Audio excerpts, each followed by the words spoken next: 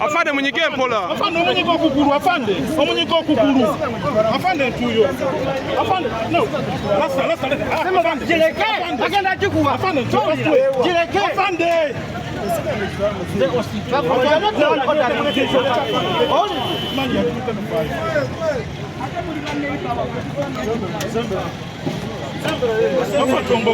Baba twalira ki?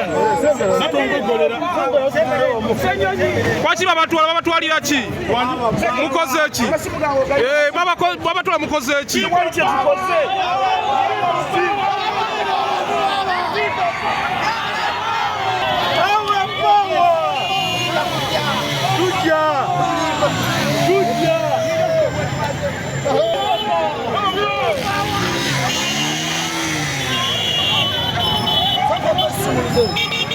Kalinda katono.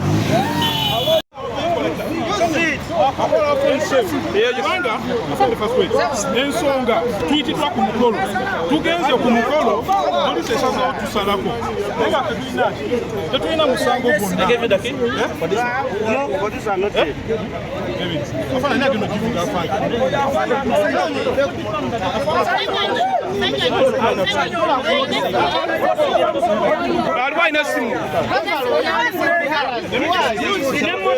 Afande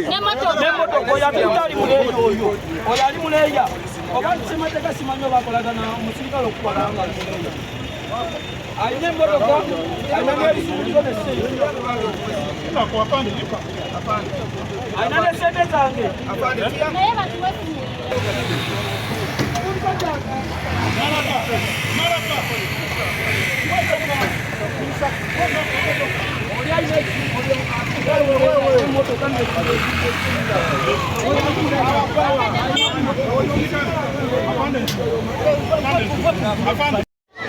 Bugaddewo ono chairman Rwama bagaddewo omukolo oluvannyuma lwa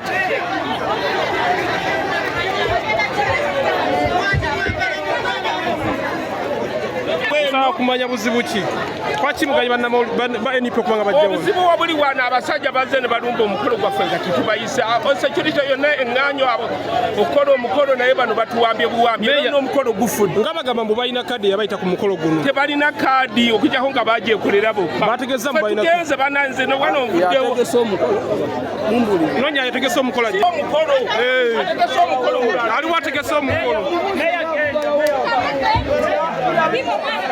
omukolo gugadde oluvannyuma okuba nti abantu b'NUP bamaze okutuuka ku mukolo naye nga tebalina buzibu badde bazze kusonda busonzi ssente okuba badduukirira munnaabwe meeya Lubwama meeya wa Nabingwa Town Council y'omu ku abagaddewo omukolo okuba nti abantu bazze okuba nga bayambako munnaabwe okusonda ku ssente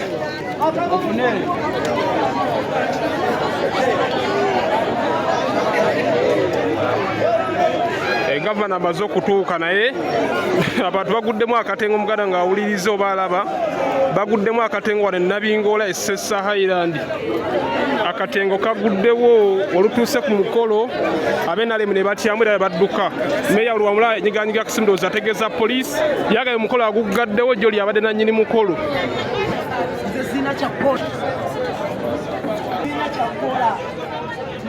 Nyombi John Tula mu kirungi